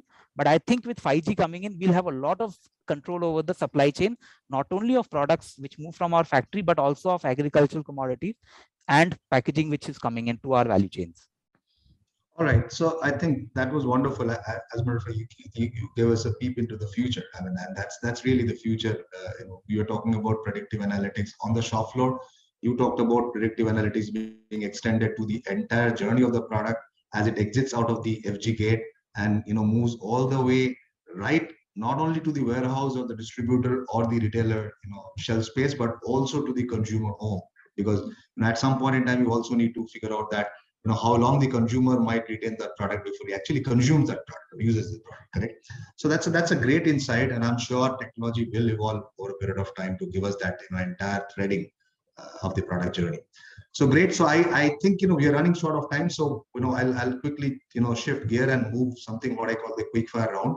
I'll go to each one of you, and common question: give us 2 of your topmost priorities in terms of digitalization in next 12 to 18 months scenario. I mean, you can just stretch your imagination and tell us that from your company perspective, what do you see as 2 top initiatives in terms of digitalization in next to 12 to 18 months scenario. So I'll start with maybe Jay, and before I let you go, Jay, you can just can share your thoughts. Yeah, so we are working extensively on digitizing all our backend. So all the solutions of how the consumer, how the value chain, incoming value chain interacts with it is going digital in terms of every element. And the second area, if you say from area of packaging, it will be augmented reality. We'll be betting big on that. Fantastic, Jay. So let me quickly move to Mahesh. Mahesh, your take on this.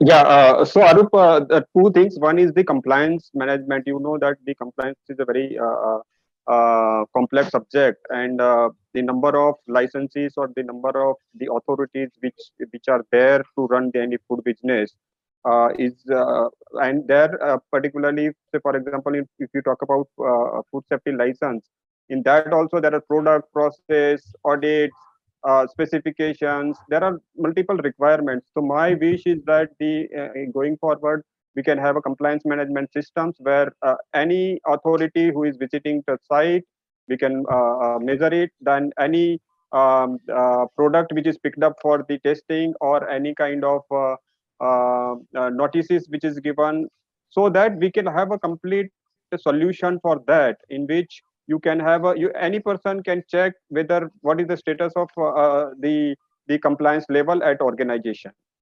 Yeah. Great, Mahesh. So quickly coming to Alok. Alok, what's your take? Yes, Arup. So as of now, digitization, if I talk about the percentage, mainly focuses once the product is inside the factory and it goes to the consumer. As a agro-driven company, we would like to integrate digitization at the back end with the agricultural farmers as well. At the same time, moving them from the unorganized sector, to slightly more organized, and ensure that even, as our consumer is able to relate and understand the product by just scanning a QR code, our farmers should be able to do the same thing with the crop that they are producing. The other thing I would like to touch upon is the food safety part of it. From a consumer perspective and from a farmer perspective, they should be able to know how much is the product getting affected if there is a change in practice, or if there is a change in the amount of fertilizer they are adding to the field, or if the irrigation pattern has been altered slightly. So these are some of the things which will integrate the backend, which is the farmers, the processors such as us, and the consumer. So all three of us will be integrated very well through this digitization platform. So this is what I'm looking forward in the future. Great, Alok. Thank you for the thought. Sanjay, if you can quickly chip in before I move to Amber. Sanjay, are you there? Okay. I think Sanjay, for some reason, is not able to hear me. Maybe. So quickly moving to Amber. Amber, we are really running short of time, but I will really summarize the whole discussion from a summary perspective. That where do you see digitalization transforming manufacturing, supply chain, R&D, quality, the entire gamut of production, if I may call it production activities. So if you can summarize it for us, that will be wonderful. Yeah, I think some great points from all the panelists on digitization, and I couldn't have put it better myself. I think unless the entire value chain from farm to fork, really changes into embraces digitization, I don't think we'll see the kind of output that we want to see as an industry. So I think it's imperative that not just the pockets of the supply chain, like for example, manufacturing and sales to an extent who have embraced and really transformed themselves by digitization. I think the other aspect, the other parts of the supply chain equally have to do that. Particularly if we look at the back end ingredient supply as well as R&D. I think predominantly or largely, if you look at the Indian industry, those sections are still pretty empirical in nature. And I feel there's a lot of room where we can step up and really go the long mile with digitization there. For example, I mean, if you look at for example, you spoke about the packaging end of the line, talking to the ingredient end, and how you can in real time get the changes done if you're not getting the right product at the other end. I would probably go a step further and say, why not talk about predicting consumer liking, and then being able to tweak your product or your DOE based on the changes you're making in the recipe, and the model telling you that if you make a certain change, the consumer liking will get impacted in a certain way. Some of those things we know already. For example, reducing particle size, increasing fat percentage in certain products improves consumer liking, but those are again very empirical. I think if we transform that raw data into a model, and I think most of us have those data over the last many years. And as you said, if you use 80% of that data to build that model, use 20% of the data to validate it, I think we'll have great tools and models to really predict not just how do we get our products right at the end of the packaging end, but also liked by the consumers, which is the end goal, right? We all want the consumers to buy our products. So I think that's the end goal, and how do we get there really is the journey that we're seeing take place right now. And as I said, COVID to some extent has sort of accelerated that. But I hope in the coming years that we are able to accelerate that further. So yeah, and I think there are other tools as well, like 3D printing and robotics, which are coming into the prototyping stage as well, which is definitely helping. But I think the rate of change needs to really step up. And I think that would be my sort of crystal ball image if I have to look into the future. That's what the food supply chain would look like for me. Yeah, thanks. Great, Amber. I think the crystal ball gauging was crystal clear for all of us. And I think I'm all holding back. I heard that farm to fork. We are all holding back our audiences from really hitting their fork. It's lunchtime now. It's well past lunchtime by Indian standard, right? So great talking to all of you. Great audience. I think we'll open it up for question answer now, maybe for 5-10 minutes. Ekta, it's all yours, and the entire panel is here to answer. Yeah, thank you, Mr. Arup, and all the panel speakers for sharing interesting insights. So while the panel was on, there are a few questions that were mentioned on the chat box. Shumlya had asked, how would you explain the role of biodegradable packaging in food industry? If anybody of you can take that. So who would like, Jay, would you like to take that biodegradable? Biodegradable packaging is, I believe, some years away. We still have to understand the implication of what we say biodegradable. It's essentially the definition of biodegradable itself is very different for different people.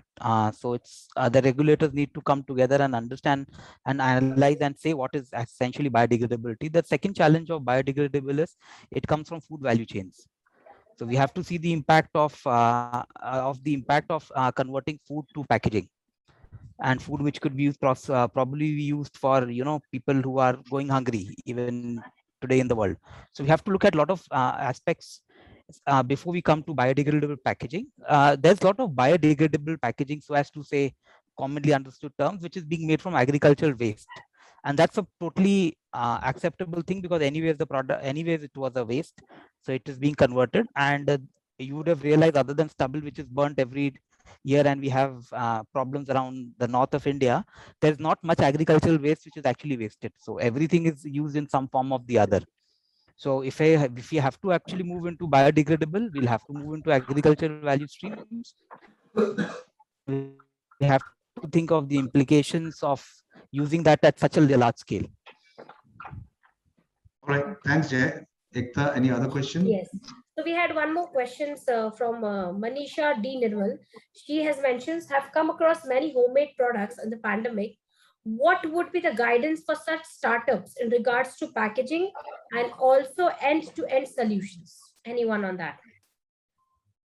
Sanjay, would you like to take that? Yeah.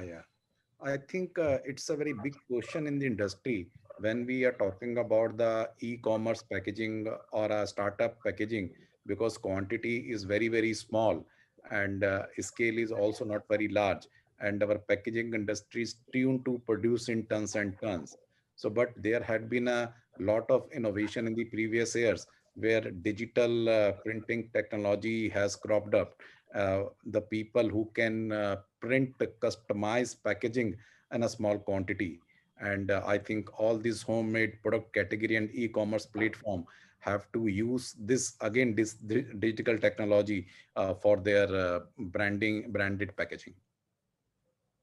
If I might just add to what Sanjay said, I think for homegrown manufacturers or small scale manufacturers, for them to adopt technology at a scale and pace with the large players would be able to adopt would not really be possible. And hence it is always better to really tie up or become an extended ecosystem partner with larger brands, which will help them not only scale but also to get introduced to the best practices of a larger player. There's a very popular concept called CMUs, or contract manufacturing units, or maybe ancillary units. So I think as long as really can become a part of that quickly, it will help you to sustain and scale. Other than that, if you really have a brilliant idea which can be funded, and you really have a belief in your dream, you can always go big and scale it all by yourself. All right. So any other question, Ekta? Yes, the last one we can take is sorry, Mr. Sanjay, please go ahead. Something to what you say. Sure. Yeah. If we again, I talk with data of late, startup ecosystem has grown at very fast pace in India. And if these startups will keep on becoming the part and parcel and work as a CMU, then I strongly believe then it is a buy and bury model which Coke and Pepsi are using globally. So I strongly pray and wish that these startups should grow themselves. And India is a very, very big market for these. It should not happen that 80% of capital of India is in the hands of 20 industrialists. So I hope that we should support this ecosystem, should support these new startups, because they are very innovative and they should not sell themselves of an electricity. The valuation बढ़ रही है, but आपके profits नहीं बढ़ रहे हैं. So ultimately, I couldn't agree more, Sanjay. And thanks for the correction. My take was not at the start. Everybody has its own idea. No. I think your perspective is well taken. I think startups should be encouraged to dream and grow big. And that's what I think all of us are trying to do along with the government. Government is very supportive on startups. Okay, but it's just that, for some players, if by becoming a part of a larger ecosystem, they can also thrive. And there are many CMUs who have become bigger by breaking the chain at a later point in time. So it's the growth strategy can exist in all shapes, size, and forms. I mean, it's your course. You need to choose your course and stay the course. All right, great. So any last question, Ekta? Yeah, so we have a question from Mr. Vishal Gupta. He mentions that we are focusing more on digitization of process, which happens once material reaches the factory gate, which is an organized entity. Appreciate if you can throw some light on the ways and means through which we can start getting right material at factory gate. Sometimes satellite mapping of crops and quality insight through new technologies, etc. So anyone on I that? think who better than Alok? Alok, you've been sourcing potato from various farmers, and that's completely what this question is all about, right? I saw on our website that every potato has a barcode on it. So go ahead. Shoot. Right. So as a agro processor, I mean, we have been using digitization, I mean, on empirical stage to understand the weather patterns, the soil patterns, and doing the mapping when we do the crop planning. So that helps us to some extent in understanding which area will give the better yield for the product as we plan for the upcoming session of harvesting or growing up the crops. Now, having said that, these crops after post harvesting, there is a big challenge for the crops when they move from the farm to either the cold storage or the factory, and they get deteriorated. So we have been using technology wherein we put some pods. They are actually basically robotic pods which we put with the potatoes, and they undergo the same stress and the mechanical forces that the potato would be impacted to. Now that gives us some idea where we can control, I mean, or how we can make it better, I mean, during the transit, so that it does not undergo more damage. This also helps us understand how the temperature variations have been starting once the potato has been taken out from the field, all the way since it moved to the factory. So it helps us understand the gaps that we have in the supply chain, where our focus should be, and that helps to improve the yield and the overall benefit for our farmers as well. Yeah, thank you, Alok. I think that's interesting, and as we said, that farm to fork, factory to fork has still been our focus. I mean, it's been the focus area for quite some time. Farm focus is really evolving right now, and that's the future. There's a lot of play available there, and we are definitely looking at better food, tastier food, healthier food, and economic affordable food.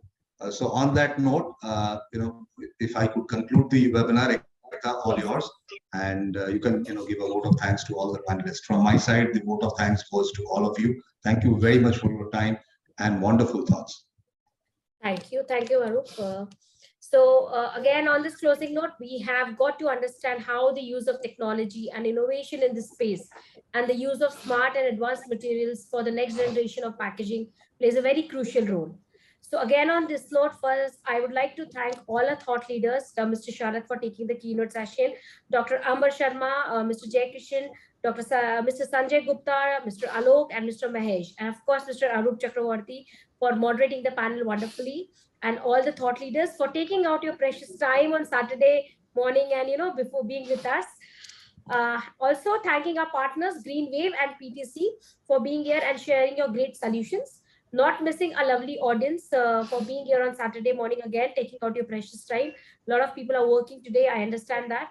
And also thanking our conference producer Xiaomin, who managed to got some great thought leaders with great interesting insights on one platform.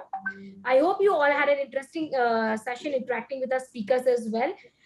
We will be sharing the videos on Monday, and also the feedback form has been mentioned on the chat box, requesting everyone to please share your feedback. It really helps us to improve at every webinar and event we do.